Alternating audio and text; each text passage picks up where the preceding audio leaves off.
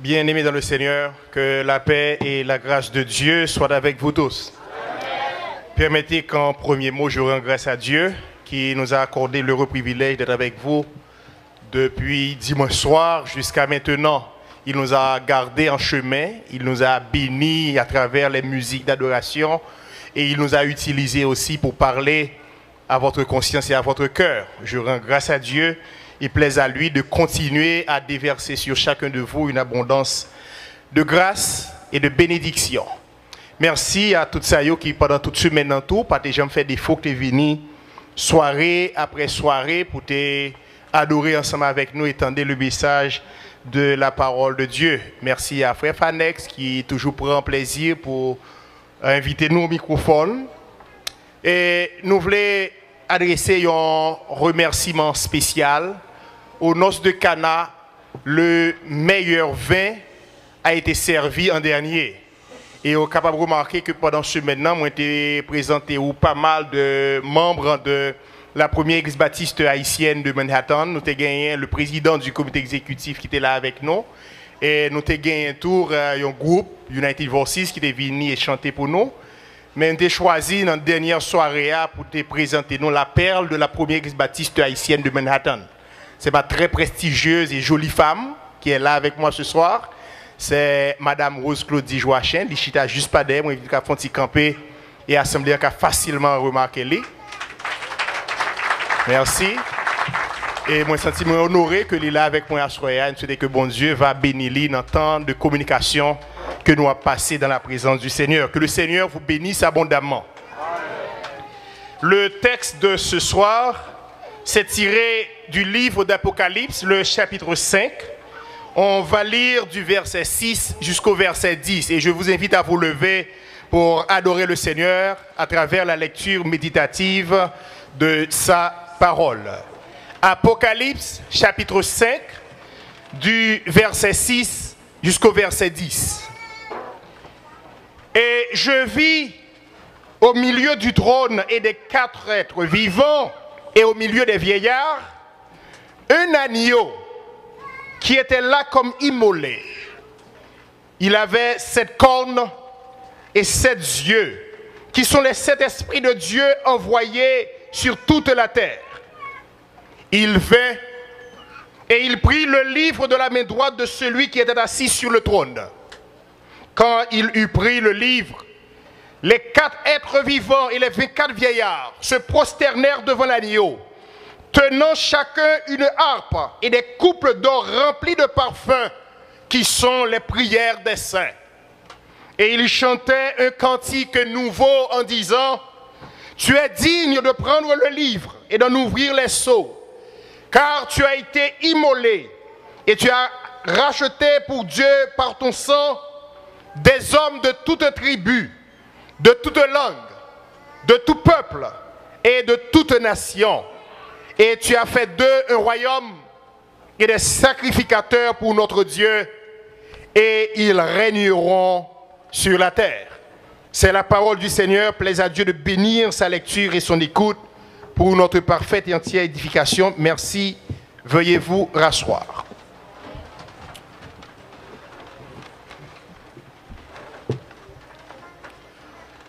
Entrons d'emblée et de plein pied dans ce qui nous concerne, la levée de rideau sur la grande tribulation, ou encore un regard prospectif sur la fin du monde. C'est sujet ça que nous voulons entretenir ou souligner à Soya. Il va surtout concerner des événements qui gagnent pour lieu et qui décrits dans le livre de l'Apocalypse. Notre texte que nous sommes lire là, ou qu'à réaliser la situation de l'apôtre Jean, qui joignit d'un côté à l'île de Patmos, mais transféré dans une hauteur élevée par l'Esprit. C'est ça qu'elle dit nous à partir du verset 1er au chapitre 4. Après cela, je regardais et voici une porte était ouverte dans le ciel. Donc la porte est désormais ouverte dans le ciel et c'est à partir du ciel qu'il nous donne ce qu'il a vu, ce qu'il a entendu. Donc là, nous comprenons qu'il sortit sous la terre après que le film baille des détails sur les 7 églises, il montre nous que l'il enlevé, et bien à partir du ciel, il nous communique le plan de Dieu. Et c'est alors que l'il prend l'autre bagaille qui mettait dans une situation de confusion, à un point tel qu'elle tombait crier. Qui s'est passé? Il y a un livre qui est là. Et qu'il a demandé qui monde qui dit pour capable de l'ouvrir le livre ça. Et malheureusement, pas de personne, ni dans le ciel là, ni sous terre, ni en bas terre, ni en bas la mer qui dit pour capable de prendre le livre ça, non mais droite si là qui chita sous toi non pour capable l'ouvrir. Lorsque monsieur réalisait ça, elle pas comme ça qui gagne dans le livre, là, elle a envie qu'on ait ça qui gagne dans le livre là, monsieur commence à crier. Et c'est alors que l'un des anges volait vite joindre monsieur. Il dit comme ça, il y a un vieil il dit monsieur comme ça, ou pas besoin de crier. Parce que l'agneau qui a été immolé, le lion de la tribu de Juda, il était bataille, il remportait victoire là, et qu'on y a une dignité pour le capable de l'ouvrir livre ça. Et nous sommes lire que effectivement, l'agneau qui a été immolé, l'élevé, parce que Jean dit nous que lorsqu'elle gardait effectivement au milieu de toi, il voyait un agneau qui était là comme immolé, qui est le symbole de Christ qui a été immolé pour la rémission des péchés. Et lui seul est digne pour recevoir le livre des mains de celui qui est assis sur le trône. Là, il y a une toute première interrogation. Quel livre mystérieux, livre ça y est. La Bible parle nous de pas mal de livres. Il même dit que au grand jour du jugement, des livres seront ouverts. Et il y aura encore le livre de la vie qui sera ouvert. Mais voici que le livre, ça que parlez-nous de l'île là, il n'y a pas jamais nom pour lui. Mais c'est à partir de lorsque l'agneau qui a été immolé l'ouvre le livre là, là pour le permettre, moi avec nous, nous projeter, regard nous, sur ça qu'il a dans le livre. Et lorsque nous considérons ça qui décrit dans le livre, ça, nous venons jouer nos livres, que c'est le livre des guerres de l'Éternel. Et c'est dans ce livre qui a été scellé de 7 sceaux qu'est caché le plan de bataille de l'Éternel pour remporter définitivement la victoire sur Satan. Dans l'un des messages prêchés au cours de la semaine, moi je prends le temps pour te faire tirer aller avec ou pour te expliquer l'origine de l'adversaire de Dieu. Où est-ce qu'il a été avant? Auprès de Dieu, assis sur des chérubins, sur des pierres étincelantes, parfait en beauté. Mais il s'était révolté contre Dieu. L'iniquité a été trouvée chez lui et il a été précipité. Et depuis lors, il ne cesse de combattre Dieu dans toutes ses actions. 1. Il a détruit la première création. 2. Il a détruit l'harmonie entre Adam et Ève et Dieu, le Créateur dans le jardin d'Éden. 3. Il a dévié le plan de Dieu pour que l'homme soit en communion avec lui. Et il s'est entré à partir de certains anges déchus, ce que nous retrouvons dans Genèse chapitre 6. On parle de ces fils de Dieu qui étaient sur la terre à cette époque. Ils ont entré dans le faux monde et puis ils ont tombé avec jeunes filles dans l'époque là et puis ils ont créé abomination et guerre sur la terre. Et toute la suite de l'humanité, comme pas qu'à printemps raconter, les parsemés de violence, de révolte contre Dieu, de crimes de guerre, de famine, de justice, de toutes sortes de calamités, juste à cause de cet être déchu qui entend gâter le plan de Dieu. Et dans ce livre, il y a le plan de la bataille de Dieu, la bataille finale de Dieu contre cet adversaire. Et c'est bien pourquoi ce livre ne peut pas être ouvert par n'importe qui. Il faut que le monde qui dit pour l'ouvrir le livre, ça, c'est un qui ne peut pas faire aucun péché. Et au sujet, nous te disons ça déjà, que tous ont péché et sont privés de la gloire de. Dans Ésaïe chapitre 59, nous retrouvons le cri de détresse où Dieu lui-même dit, il est déçu de ce que personne n'a qu'à intercéder. Et alors, son bras lui est venu en aide. Le bras de Dieu, c'est dans la personne de Jésus-Christ, l'agneau immolé.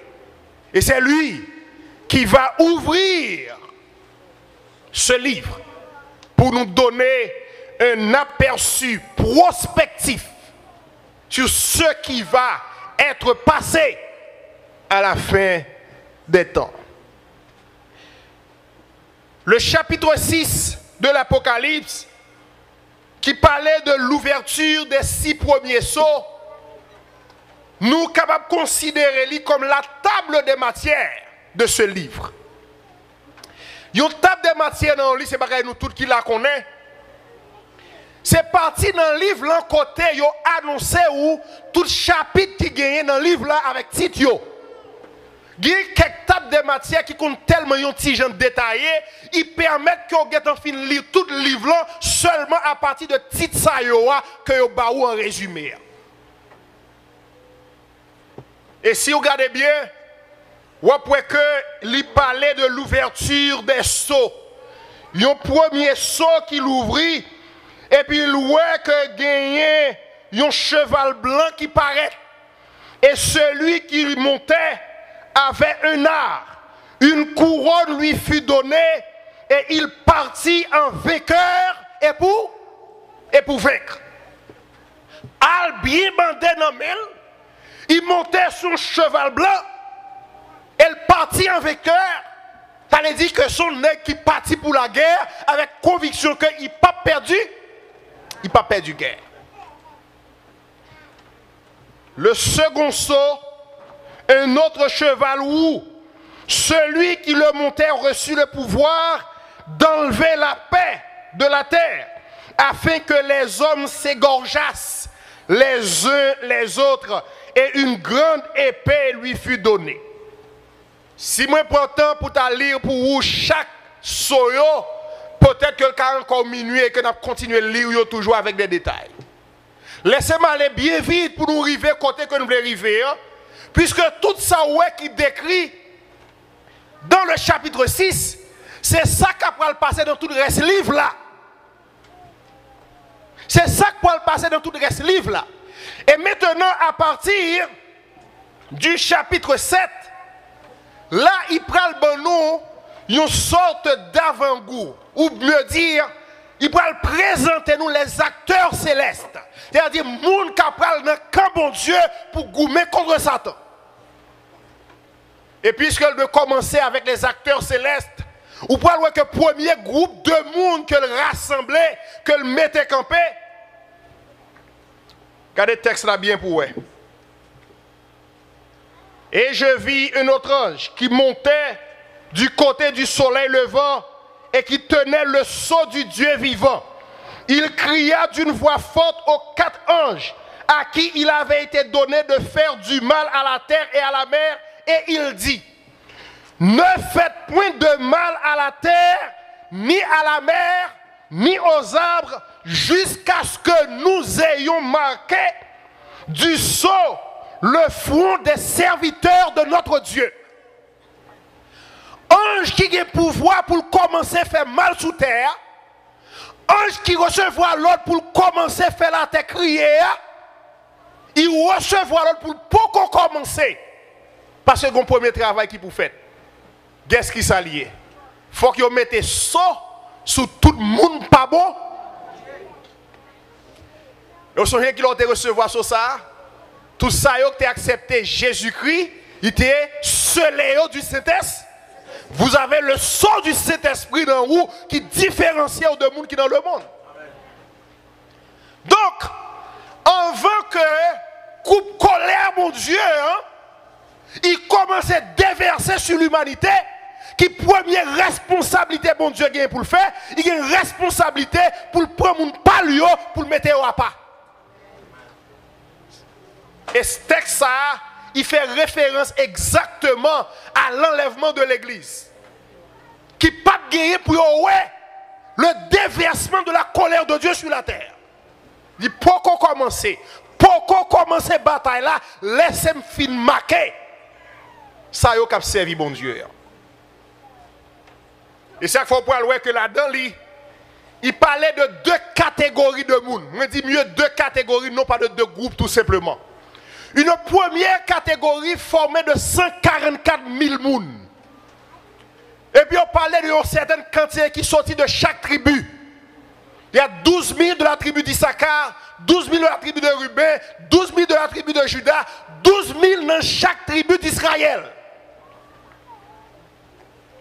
Capable de 144 000, c'est là où on prend 12 par 12, il y a 144. 1000 traduit un certain nombre de fois.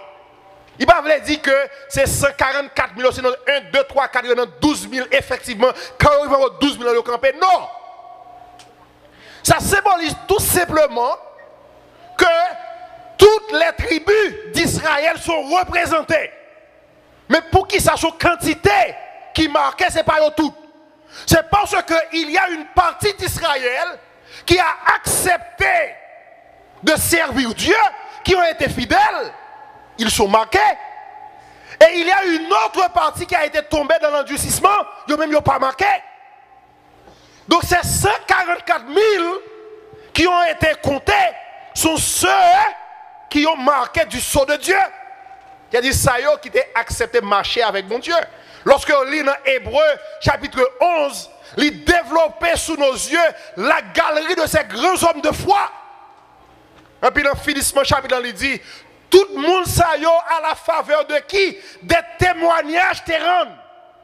Yo mouri par l'épée, yo scié yo allé ça et là. Yo pas de jamais joindre ça que yo t'a cherché, ça qui te promet yo. Parce que bon Dieu t'a gagné un bagage qui était plus bon te réservé pour nous. Regardons le texte. Hébreu chapitre 11, les derniers versets. Les versets 39 et 40. Tout cela, à la fois desquels il a été rendu témoignage, n'ont pas obtenu ce qui leur était promis. Dieu ayant en vue quelque chose de meilleur pour nous, afin qu'il ne parvisse pas sans nous à la perfection.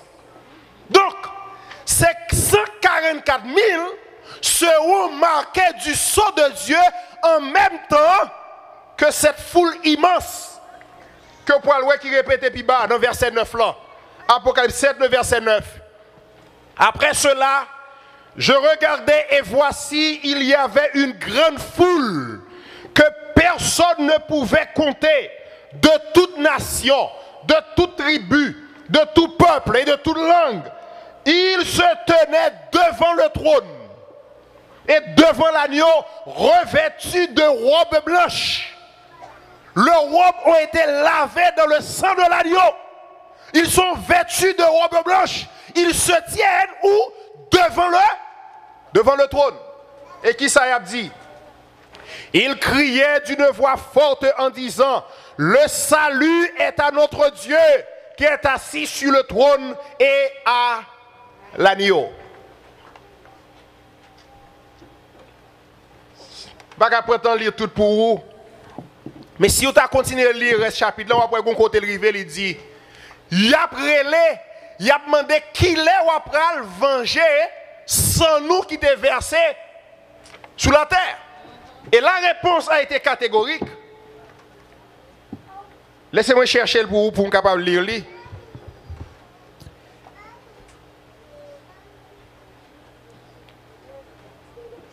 La louange, alors, le verset 13, et l'un des vieillards prit la parole et me dit, ceux qui sont revêtus de robes blanches, qui sont-ils et d'où sont-ils venus? Je lui dis, mon Seigneur, tu le sais. Il me dit, ce sont ceux qui viennent de la grande tribulation. Ils ont lavé leurs robes et ils les ont blanchies dans le sang de l'agneau. C'est pour cela qu'ils sont devant le trône et le servent jour et nuit dans son temple.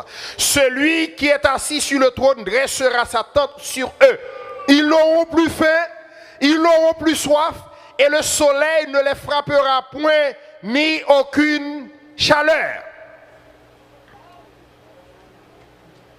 Car l'agneau qui est au milieu du trône les paîtra et les conduira aux sources des eaux de la vie, et Dieu essuiera toutes larmes de leurs yeux.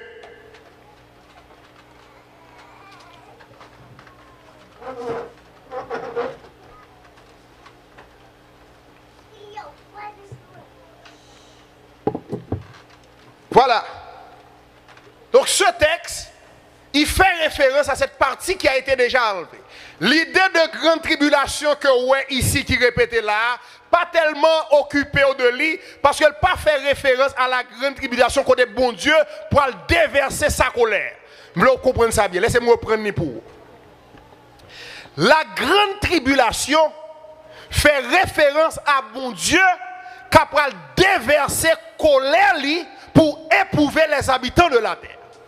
Si cette foule que nous jouons là, t'es sorti en bas grande tribulation côté bon Dieu, après déverser sur l'humanité pour faire respecter comme mon Dieu, il n'y a pas de joindre devant l'agneau.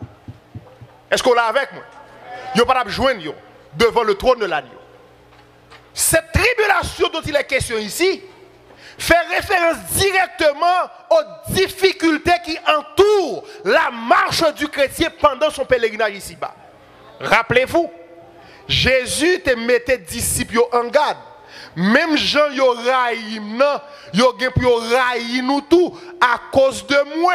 Si moi-même qui bois avec, c'est ça yo fait moi.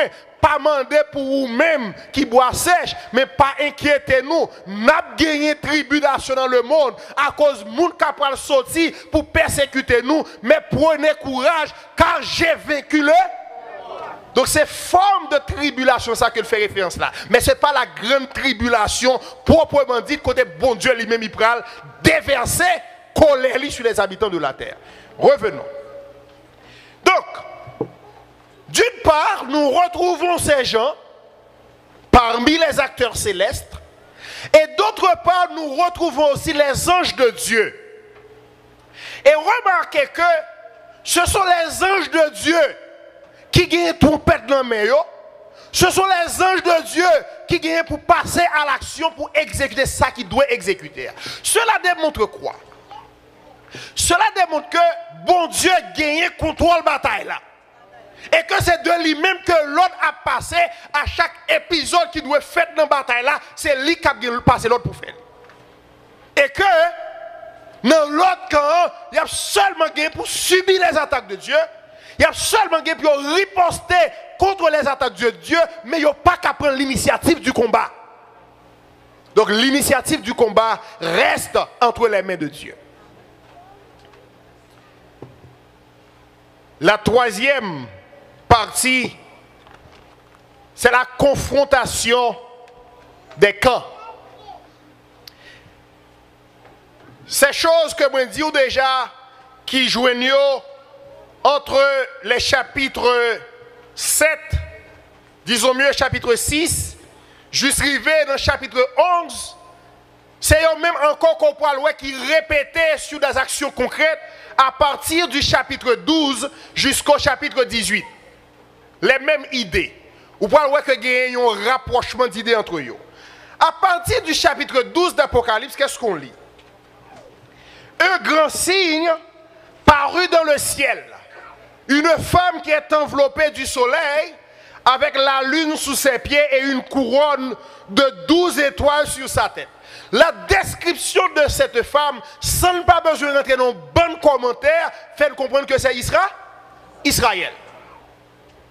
Elle était enceinte et elle criait étant en travail et dans les douleurs de l'enfantement. Un autre signe parut encore dans le ciel. Et voici, c'était un grand dragon rouge. Songez dragon rouge ça dans les différentes prophéties de Daniel que nous avons déjà. Ce grand dragon rouge, ayant 7 têtes et 10 cornes, et sur ses têtes 7 diadèmes. Sa queue entraînait le tiers des étoiles du ciel et les jetait sur la mer. Vous songez que nous avons fait référence avec vous déjà de ces 10 orteils qui représentaient 10 puissances. Et nous avons parlé déjà de déroulement. 7 qui encore existaient, qui formaient le bloc de l'Union européenne, et 3 qui disparaissent, qui n'ont pas existé encore.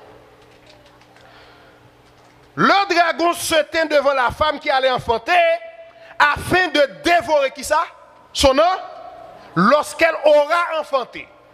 Elle enfanta un fils qui doit paître toutes les nations avec une verge de fer. Et son enfant fut enlevé vers Dieu et vers son trône. Rapprochez cette déclaration ici avec Daniel chapitre 9, les versets 26. Après les 69 semaines, un Messie sera retranché. Vous comprendre, moi te dis déjà la description de cette femme, laissez-nous comprendre qu'il s'agit d'Israël. N'oubliez pas que Jésus le Messie est venu de la tribu de Juda. C'est le lion de la tribu de Juda. Donc Jésus sortit d'un race juif. Vous êtes d'accord avec moi? C'est ça que fait Paul pour dire, le salut vient des Juifs. Jésus, dans sa déclaration à la femme samaritaine, pour dire même bagaille là, le salut vient des Juifs. Point barre. Israël a accouché cet enfant. Mais cet enfant a été enlevé vers son Dieu. Christ a été mort, a été enseveli, est descendu aux enfers, est ressuscité le troisième jour, est monté aux cieux, est assis à la droite devant le Père, il intercède pour nous. Avec nous. Nous avons parlé de la confrontation des camps. Dérivé exactement dans le point que nous avons fait référence à Apocalypse chapitre 12, et nous avons à partir des descriptions données que cette femme représente qui? Israël. Et que l'enfant mâle qui allait être enfanté, c'était Jésus-Christ qui a été enlevé. Mais il parle aussi de grand dragon rouge là, qui livrait, qui t'attend pour être capable de dévorer. Puis, et n'est-ce pas vrai que Satan t'est campé pour te dévorer Jésus depuis sa naissance, pas vrai? Donc nous voyons l'explication est très claire dans ce texte. Maintenant, il est dit que la femme s'enfuit dans le désert où elle avait un lieu préparé par Dieu afin qu'elle y fût nourrie pendant 1260 jours. Donc il y a un lieu préparé pour cette femme. Et si vous essayez de comparer cette quantité de temps que vous jouez dans Apocalypse 12, verset 6, qui parle de 1260 jours, ça, si vous calculez avec des années de 360 jours, là-bas exactement 3 ans et demi. Ces 3 ans et demi, ils correspondent exactement avec ça que vous jouez dans Apocalypse chapitre 11, qui parlait de la prédication des 2 témoins. Pas oublier me dire déjà, chapitre 7 arrivé dans chapitre 11 semblait tête coupée avec chapitre 12 pour arriver dans chapitre 18. C'est les mêmes événements qui répétaient en d'autres mots, en d'autres formes. Après que vous avez fini de mesurer le temple, là, chapitre 11, le parvis extérieur du temple, laisse-le en dehors et ne le mesure pas, car il a été donné aux nations et elles fouleront au pied la ville sainte pendant 42 mois. Je donnerai à mes 2 témoins le pouvoir de prophétiser revêtu de sac pendant 1260 jours. Donc, ouais, même quantité de temps réparé, encore pas vrai? Donc, d'abord, enfui, à serrer dans le désert, là, pendant combien de temps? 1260 jours. Les 2 témoins, quand tu as fait un petit coup de pied là-dedans pendant ce semaine-là, si vous regardez la description qui dit de yo, laissez-moi une petite description tout petit. Ce sont les 2 oliviers, les 2 chandeliers qui se tiennent devant le Seigneur de la terre. Si quelqu'un veut leur faire du mal, du feu sort de leur bouche et dévore leurs ennemis. Et si quelqu'un veut leur faire du mal, il faut qu'ils soient tués de cette manière. Ils ont le pouvoir de fermer le ciel afin qu'il ne tombe point de pluie pendant des jours, les jours de leur prophétie. Et ils ont le pouvoir de changer les eaux en sang. Qui demande nous songer? Pouvoir pour faire la pluie pas tomber. Qui est-ce nous songer? Élie. Pouvoir pour faire de l'eau tourner sang. Qui est-ce nous songer? Moïse. Et n'oubliez pas, parlant du peuple de Dieu dans l'Ancien Testament, ordinairement, ils ont désigné sur le vocable de la loi et les prophètes. Moïse, c'est l'homme de la loi, figure même de la loi, et Élie, c'est le symbole des prophètes. Donc, son façon pour dire que ces 2 témoins représentent le peuple de l'Ancien Testament. Le peuple de l'Ancien Testament. qui pendant 1260 soirs, qui correspondent à cette première moitié de la 70e semaine de Daniel, comme tu as parlé de lire. Et que des périodes ça que vous pouvez gagner, puis entendre l'évangile. Et si vous regardez puis devant, regardez dans le chapitre 14, là, le verset 6, vous pouvez qu'elle dit, je vis un autre ange qui volait par le milieu du ciel, ayant un évangile éternel pour l'annoncer aux habitants de la terre, à toute nation, à toute tribu, à toute langue et à tout peuple. Évangile éternel, ou il y a deux témoins qui ont prêché pendant 1260 soirs, ou il y a une femme qui serrait un côté pour le capable de nourrir, non pas de pain matériel, mais de paix spirituelle, par l'évangile que prêchent les deux témoins, et aussi par ce même évangile éternel, prêché par l'ange qui volait du milieu du ciel. Les deux témoins pour les juifs, et l'ange pour les pas. Et on peut voir que, à la fin du chapitre 14, il peut parler encore de ce rassemblement de ce peuple de Dieu. Retournons un petit peu. Dans le chapitre 12, comme tu es là-dedans tout à l'heure, tu as juste fait un petit coup de pied pour t'aider ou comparer plusieurs textes qui ont le même sens. À partir du verset 7, il y a quelque chose d'important que nous voyons. Il y eut guerre dans le ciel.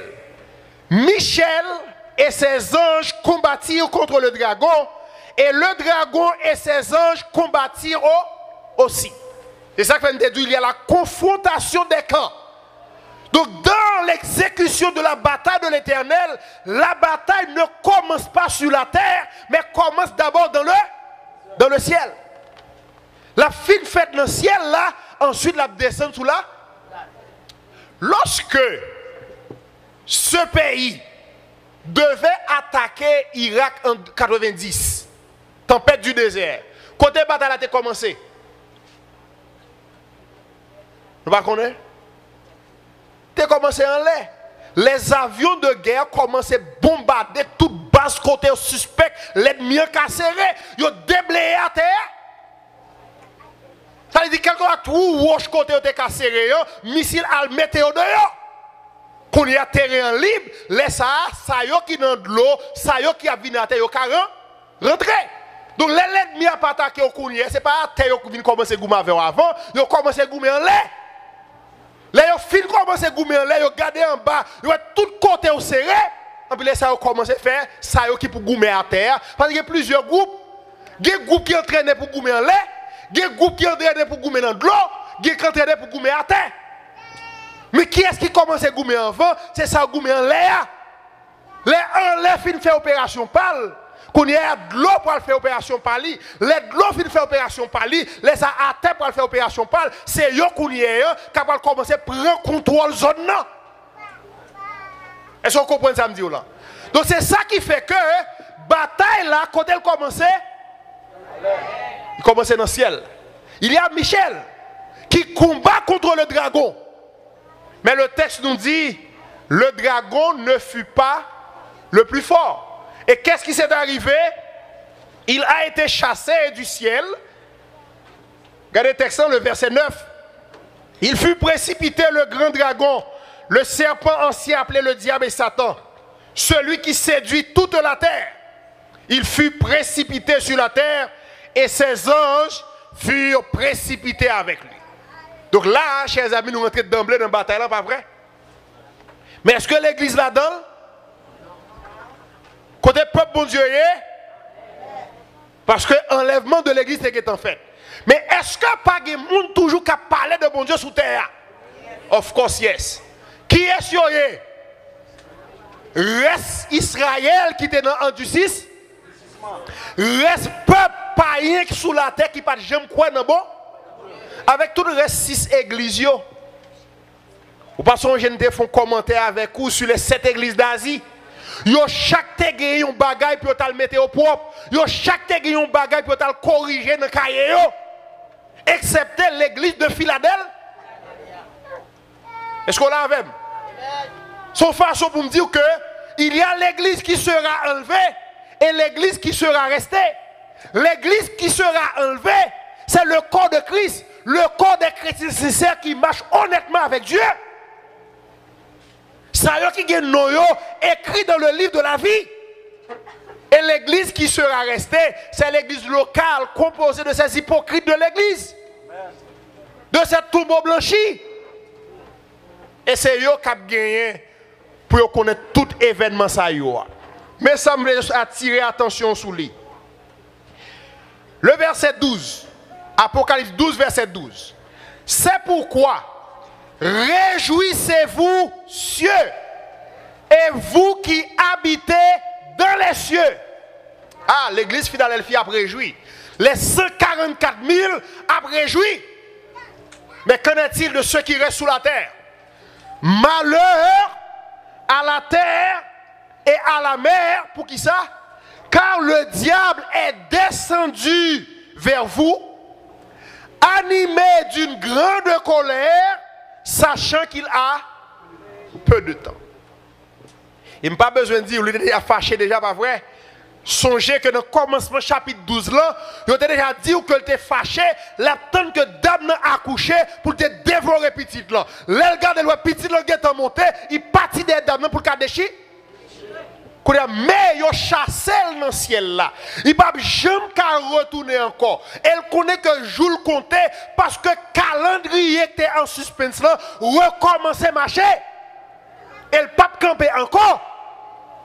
Ça fait que dernière force li gagne, il peut l'utiliser. Et qu'est-ce qui y arrivera? Il pourra commencer à frapper et nous pourrons voir action li à partir de ces alliances qui pourra décrire toujours dans la première moitié de la 70e semaine. Des alliances qui pourront conclure et nous joindre à travers la bête et le faux prophète que expliquez nous détails dans Apocalypse chapitre 13. Et c'est là, chers amis, il y a une grande précaution à prendre quant à l'identité de ces bêtes mentionnées dans Apocalypse chapitre 13. Sans faire référence à personne. N'oubliez pas, dans Zacharie chapitre 12, il est question de Jérusalem. Et je dis qu'il y a tourné qui ça, une pierre pesante. Des alliances seront conclues à Jérusalem. Avec la bête. Et le faux prophète. Par l'intermédiaire de qui? Je ne sais pas. Mais ça que nous avons soupçon de eux, il y a des échanges diplomatiques qui se font actuellement et des alliances conclues entre le Vatican et Israël. Ils ont partagé des ambassadeurs entre eux. C'est pourquoi il y a ça que m'a parlé de l'île. Mais il y a un bagage que je voulais réaliser, c'est que à travers le monde entier, même si vous entendez qu'il y a pile religion dans le monde, toutes les religions du monde ont du respect pour le pape. Est-ce que je me fais mentir? Même s'il était juif, même s'il était bouddhiste, même s'il était musulman, même s'il était sikh, même s'il était vaudouisant, quand il s'adresse au pape, il l'adresse avec respect. Il y a tout le respect pour le pape là. C'est bien pourquoi il sera celui qui mettra Israël et les Arabes chita ensemble pour établir cette alliance. Cette alliance qui sera conclue au milieu de la semaine, mais qui malheureusement pas privé Kembe. Pourquoi? C'est parce que tout simplement, Alliance Mdoula, pas oublié, il n'a pas fait aucune référence à échange diplomatique. D'ailleurs, il peut qu'il y ait lieu parce que l'église est encore sur terre. C'est quelque chose qui va être déroulé au milieu de la 70e semaine.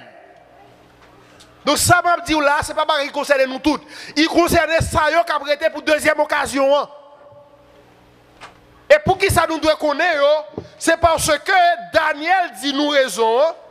Regardez dans Daniel chapitre 12, lorsqu'elle a parlé de temps ça, et puis lorsqu'elle arrive dans verset 4, là, il dit Daniel comme ça, toi Daniel, tient secrète ses paroles et scelle le livre jusqu'au temps de la fin.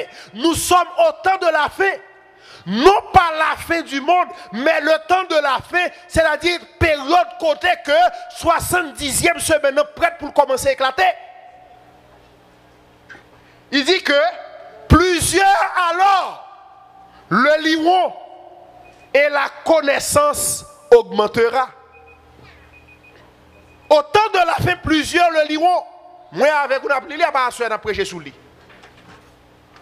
Et ça permet que l'esprit nous éclaire sur les choses dernières. Bien que le pas concerner nous toutes. Mais la connaissance capable d'augmenter. Et mettez moi avec vous en garde pour nous chercher, mettez bab nous à la trappe pour ne pas tomber dans le sac par le gagner. Satan va se révolter avec toutes ses forces pour persécuter ces deux témoins au point qu'il a pas pour mourir. Et ça yo qui pas fait alliance avec yo, il a pas le touyer parce que pas accepté recevoir ce signe connu sous le nom de 666 qui a bien pour placer ou bien sur la main droite ou bien sur le front. Sur le front, la capacité de penser de l'homme. Sur la main droite, la capacité d'agir de l'homme. Bah, l'on prend une façon littérale, comme si il n'y a pas de côté. Et vous voulez 666? Oui. Vous mettez pour vous acheter au bon qu'on y a. Vous voulez 666? Non. Vous pensez qu'on s'en a pied? L'idée de 666 parle de l'influence de Satan sur la capacité de penser, la capacité de raisonnement de l'homme. Il peut contrôler. Sur la main droite, la capacité d'action de l'homme. Il peut contrôler. C'est-à-dire, ça va penser dirigé par Satan, ça va faire dirigé par Satan. C'est ce qu'il veut dire. Et en conséquence, qu'est-ce que ça va entraîner?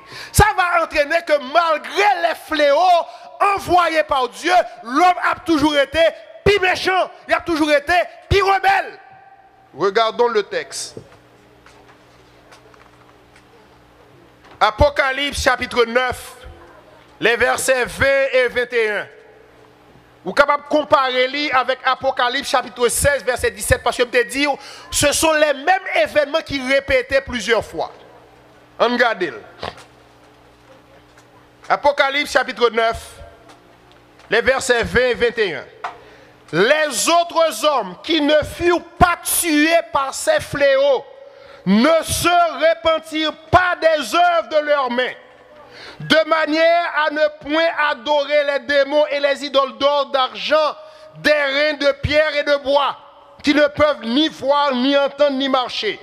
Et ils ne se repentirent pas de leur meurtre, ni de leur enchantement, ni de leur impudicité, ni de leur vol.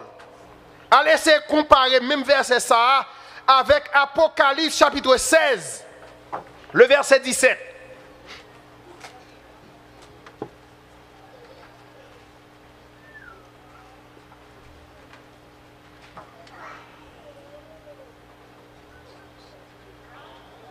Non, verset 10. Le cinquième sceau versa sa coupe sur le trône de la bête. Et son royaume fut couvert de ténèbres et les hommes se mordaient la langue de douleur.